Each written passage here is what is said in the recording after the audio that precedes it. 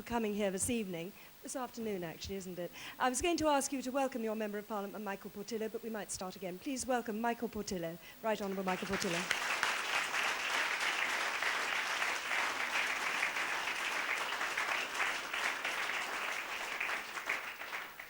Ladies and gentlemen, I want to talk to you this afternoon about the euro. It is, I think, one of the most important issues that will face our country in the coming decades. And the decision that we make may well be irrevocable. The Prime Minister has always failed to make the arguments for joining. He thinks it's sufficient to scare the British people by leading them to believe that it's somehow frightening to be left out or that it's somehow inevitable. It is not inevitable. It is a decision for the British people to make. And this afternoon, the Prime Minister has been out there saying that it is patriotic to move towards a European superstate. Well, I think the vast moderate majority of people in this country will not think that it is patriotic to give up our currency or to impose a single interest rate across Europe, the wrong interest rate for Britain, with all the consequences that that could have for jobs in Britain. There's a lot of talk about apathy and cynicism in British politics today. And one of the reasons I think we suffer from cynicism and suffer from apathy is when people see that in this vital issue, so important to our country, we have a Prime Minister and a Chancellor of the Exchequer who are unwilling actually to engage in the argument. They are content, if they possibly can, to bamboozle the British people into giving up their own currency. And I would remind you, all have their own currency, that most countries in the world are not thinking of giving up their own currencies, that many people think that having your own currency as part of what it means to be a country, to be a nation state. And we're not simply going to go into the euro because Tony Blair thinks that it's inevitable or frightening to be left out. And during this campaign, even if the government won't make the arguments, the Conservative Party will. And what a contrast it has been between, on the one hand, the Prime Minister spinning, never engaging with the arguments, never actually dealing with real people.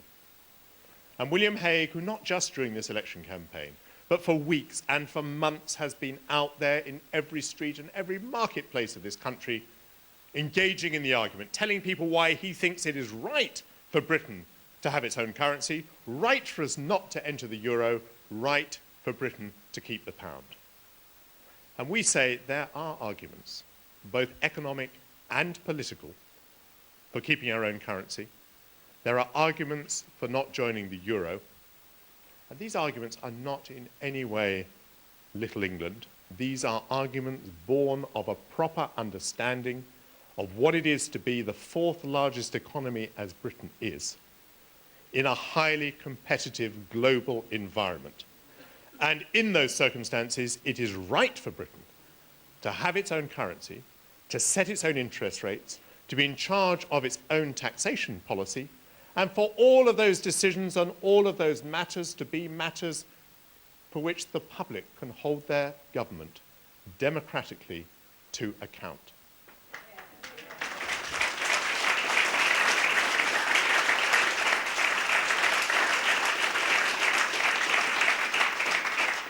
You know, one of the things that shows the paucity of the Prime Minister's arguments is what he's indulged in this afternoon.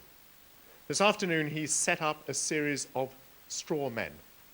He's trying to paint the Conservative Party as being some way a party that wants to withdraw from Europe. We are not such a party. We are a party that believes in being in Europe, but not run by Europe. He's trying to set up an Aunt Sally. He's trying to set up a false position. He's trying to say that the choice before the British people is either to enter the euro or to leave the European Union. This is not only inaccurate, it is completely lacking in imagination. Because any Prime Minister who is willing to lead from the front, as William Hague would do as Prime Minister, would be willing to lead Europe towards a different sort of Europe. Not a more and more integrated Not a more and more inflexible Europe, not a Europe in which everybody is forced to do the same thing at the same time, not a Europe that tries to impose the same rules and regulations and interest rates on countries as diverse as Ireland and Italy and Germany and Poland, but rather a Europe of nation states, a Europe of different combinations of states, working together harmoniously in different organizations, different forms, different concordats, in order to achieve together the things that they want to achieve. Now, what is it that so alarms me about the economic prospect of entering the euro? It is that it is not only a proposal to have one currency for all of Europe, but also, as we see already in the 12 Eurozone members, one interest rate for all of Europe. Now, all of you know that Europe is very, very diverse. It is made up of different economies, they have different characteristics, they move at different cycles. And if you're going to have one interest rate for all of those economies, the chances are that it will be wrong for most places most of the time. Last week, the European Central Bank met. They had to decide whether to change interest rates for all of the Eurozone, just one interest rate for all of the Eurozone. Of course, when the European Central Bank met, it was impossible for them to make the right decision, because Ireland and Spain were desperate for higher interest rates because they have high inflation. Germany was desperate for lower interest rates because they have mass unemployment. And so whatever decision the European Central Bank might have taken was going to be the wrong decision, including the decision that they did take, which was to do nothing. Because one interest rate for all of Europe is likely to be the wrong interest rate for most places most of the time. And we don't need a crystal ball for this. You will remember the period when we were in the exchange rate mechanism. During that period, we imposed on Britain not the interest rates that were suited to British economic conditions, but rather the interest rates that were suited at the time to Germany. And many people in this country suffered during that period. Interest rates were wrong for Britain, and it meant that people lost their homes as their mortgage rates went up. It meant that they lost their jobs. It meant that they lost their businesses. And in order to go into the single currency, the first thing we have to do is go back into the exchange rate mechanism. That is a condition of being part of the single currency. And remember then, the single currency is supposedly not just a temporary thing, it is supposedly for all time. Like a puppy, it isn't just for Christmas. It is actually for life. And what would be the effect of applying the wrong interest rates to Britain? Now, many people in business, I know, they say, look, we're interested in the single currency because we're worried about the exchange rate. Well, I know no country in history that has prospered by devaluing its currency. I mean, Germany, did very well with a strong German mark. The Japanese did very well with a strong yen. The Americans are doing very well with a strong dollar. It's part of a defeatist view to believe that we need to devalue to be a successful country. But I would say to people in business, in any case, exchange rate risk is something that you can insure against. Yes, it has a cost. But think about all the other costs. What would be the cost to your business of having the wrong interest rate? What would be the cost then? What would be the cost to your business of having to harmonize our taxes with the rest of Europe? Now, this isn't just some scare story, by the way. If you're going to have a single monetary policy, if there's going to be a centralized monetary policy in Europe, isn't there every reason why you should also have a centralized tax policy? I mean, wouldn't you be very alarmed if you heard that your government had a monetary policy which was completely separate from, completely divorced, completely unrelated to the government's tax policy, its fiscal policy? Of course the two go together. And so, of course, as they're centralizing monetary policy in Europe, there's bound to be a push to centralize fiscal policy in Europe. They call it tax harmonization. Actually, they used to call it tax harmonization, but the Labour government objected and asked our European colleagues if they'd very much mind changing the word harmonization to coordination because it sounded less threatening. But it still amounts to exactly the same thing, which is arriving at single rates of tax across the European Union. And so I say to people in business, don't just think of the transaction costs, think of all the other costs. And by the way, why did so many people come to Britain to invest here? Why did those American companies and Japanese companies and Korean companies come to Britain? Oh yes, of course they came, partly because we were in the European Union. But didn't they also come because we were different from the rest of the European Union? Didn't they come here because our taxes were on average lower than the rest of the European Union? Didn't they come here because the burden of regulation was more sensible in Britain than it was in the rest of the European Union? And so the idea that inward investors want Britain to become more and more like the rest of Europe with higher and higher taxes and more regulation flies in the face of all our recent experience, because Britain has been attracting the lion's share of inward investment, more inward investment than France and Germany put together. But when I say one interest rate for Europe is likely to be wrong for most places most of the time, I've only just begun the argument, because this now is where we go into the political argument. Who is setting the interest rates for 12 countries in Europe? It is the European Central Bank. And when we say they're setting the interest rates, what do we really mean? We really mean that they are telling us how much growth there's going to be in those economies, how much unemployment, how much people are going to pay for their mortgages, how much they're going to pay for credit. Now, are not these extremely sensitive political issues? Aren't these really the sorts of matters about which people usually go to the polls? Isn't this what stirs people up to vote?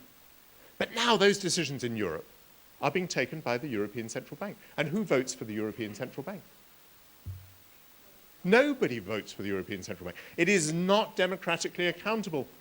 And Gordon Brown, of course, again tries to mislead us in this respect. He says, oh, the Bank of England's independent, the European Central Bank is independent. Phooey. There is the most enormous difference. The Bank of England has its target, its inflation target, set by the Chancellor of the Exchequer. The Chancellor of the Exchequer is responsible to Parliament. Parliament is responsible to the people. There is no such equivalent chain of accountability from the European Central Bank. And so now, in 12 countries of the European Union, these vital political decisions are being taken by people who are beyond any democratic accountability. So supposing you were an Irish person and come the next election, you're fed up with high inflation in Ireland, you want to vote against it. You look down the ballot paper, there's Fine Gael, there's Fianna Fáil. Doesn't make any difference which way you vote, because the policy that's giving them high inflation isn't the policy of any Irish political party, it's the policy of the European Central Bank, and they cannot vote to change it. And one day, people will get very frustrated by the fact that they're not able to vote to change the policy. Now, these are the political questions. Have you ever heard Mr. Blair? Have you ever heard Mr. Brown mention these political questions? Oh, this morning they were up there again saying that there are political questions, but none of them is insuperable. Well, the first question is, let them define what the political questions are. Robin Cook was kibabbed the other night on the Newsnight programme, unable to tell us what any of the constitutional political questions were.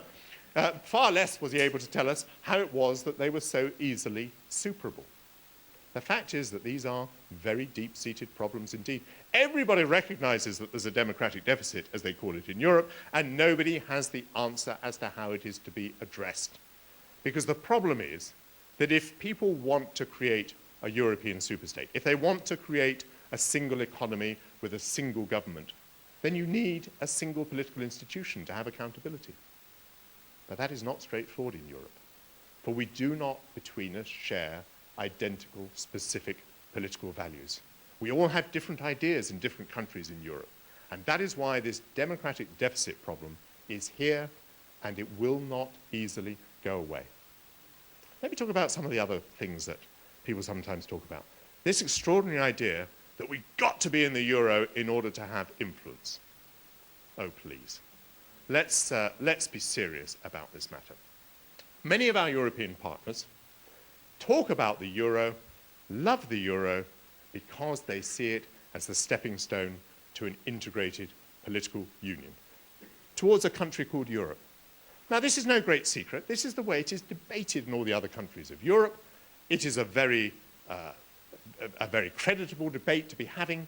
It's only in this country that politicians pretend that this is not what is on the mind of many of the architects of the euro. Now, I believe fundamentally that the British people do not want to be part of a more and more closely integrated political union. They do not want to be part of a country called Europe. And therefore, if our partners want that, and we don't want that, we can't have influence over what they want to do. If that is their free will to do it, we are not going to change their minds. But paradoxically, we have a lot of influence sometimes when we stand somewhat to one side. You know, when we were not in the social chapter of the Maastricht Treaty, we had great influence in Europe because we showed an example of how lower taxes and greater flexibility and lighter regulation was bringing unemployment down in Britain and driving up the levels of employment. Since Tony Blair took us into the social chapter, we've lost that influence.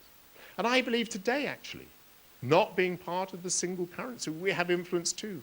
Again, we show to Europe that we have a currency that is respected in the world. We are prospering. We are attracting inward investment more than our European partners. We have influence. We show a different way of doing things. We show a different model of Europe, a Europe of diversity. And for as long as we maintain that difference, we have influence. The day that we give that up, then I believe that our influence goes too. Ladies and gentlemen, I want to convince you today that the Conservative Party takes the issue of the euro very seriously. It is an economic issue, and I believe the very strong economic arguments are against entry to the euro in favour of keeping the pound. In this global economy, we have to be terribly agile. We have to be able to react very quickly to what's going on in the world around us. We have that agility at the moment. I mean, the Chancellor of the Exchequer is able to change our tax rates just by going down to the House of Commons one Wednesday afternoon and announcing a budget. And so if we see big tax reductions in America, for example, we could, not under this Chancellor, of course, but we could otherwise have a Chancellor go down there and cut the taxes on the British people so that Britain could compete. Now, if our tax rates were set by Europe, would we maintain that agility? What is the most developed policy that we have in Europe so far? Is it not the common agricultural policy? Is the common agricultural policy characterized by adaptability, by flexibility? It is not. And I have no more reason to believe that a common economic policy would be characterized by flexibility and agility. And that is why I believe a country like ours, which is not only not Little England, but also not Little European, a country which is globally minded, globally invested, globally trading, needs to maintain that agility for the future. We're being invited to enter into a huge experiment, a huge leap in the dark, actually. There's no precedent for a successful single currency. It's not happened anywhere else in the world. It's not happened in history and been a success. And so, isn't the onus really on Mr. Blair and Mr. Brown to tell us why it's such a good thing? Shouldn't they be out there every day convincing us of the merits of entry, all the good things that it's going to bring us? And yet all we ever hear them say is that it's very frightening to be left out and that it's inevitable. Oh, I'm sorry. And the 5 economic tests. What a joke are the 5 economic tests. They're nothing more than matters of opinion. They're nothing more than 4 fudges and a fiddle. They are things that could be decided tomorrow by the Chancellor of the Exchequer. He's set up no objective scrutiny of these economic tests. He hasn't appointed a panel of distinguished economists. They're simply a way of postponing the decision until after the election. Now, people must be aware that this is their last chance to vote to keep the pound. And why do I say that? I say it because we already know that the Prime Minister has rigged the rules for the referendum. The parties that want to abolish the pound will be allowed to spend twice as much money as the party that wants to keep the pound. And what would the question be in the referendum? We don't know. They won't tell us. The Prime Minister is incapable of giving a straight answer. I therefore assume he's also incapable of giving us a straight question in the referendum. So, ladies and gentlemen, we are prepared to discuss the economic issues and the political issues. Mr. Blair today, sweeping aside Mr. Brown, who until now had been running the electoral campaign, pushing Mr. Brown to one side, listening more carefully now to Mr. Mandelson, has stepped forward with what he regards as the vision thing. Stepped forward to talk about the euro. Stepped forward to make a speech which he wants to present as being something far-seeing. What it has actually been is another speech that failed to address the issues. Another speech that attempted to bamboozle the British people. Another speech that set up a straw man of a Conservative policy that doesn't exist. Another speech that claimed to say that the only alternative was to go into the euro or to leave the European Union. These falsehoods will be seen through. The Prime Minister believes that he has the charisma simply to convince the British people that they should give up their currency, something which they've had for centuries, something which many people regard as defining us as a nation. I must tell the Prime Minister, if he ever had such a relationship with the British people, he does not have that relationship today. The arrogance that underlies his claim that he can simply persuade the British people is mind-boggling. The reason that he gave this morning for joining the euro was that otherwise he wouldn't have influence in Europe. Did we ever hear a more egotistical exposition of Britain's foreign policy than that?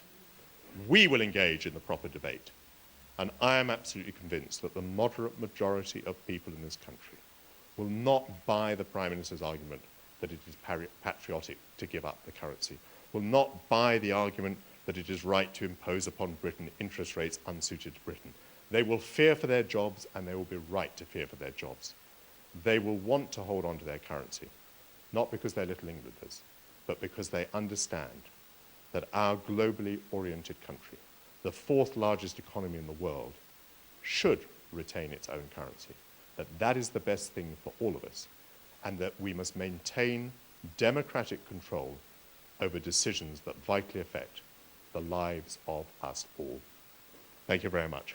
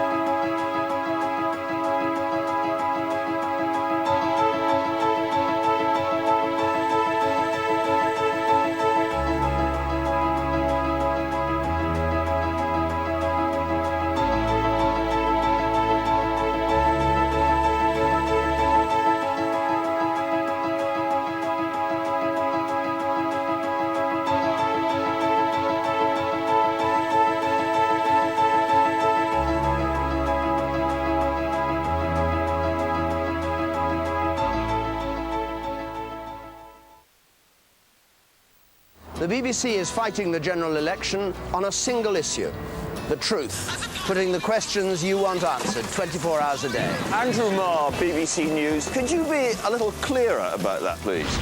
Chasing the facts on the campaign trail. Why should the voters trust anything you say? Tackling the parties face to face. Wherever the candidates are, we're there too. Hi, good morning. I've been expecting you. That's our election promise. Vote 2001 on BBC television, radio and online. Statistically speaking, that's 100% total coverage. Thank you, Peter. As the future of a nation marches forward, governments pour millions each year into peace and reconciliation. one programme brings you the problems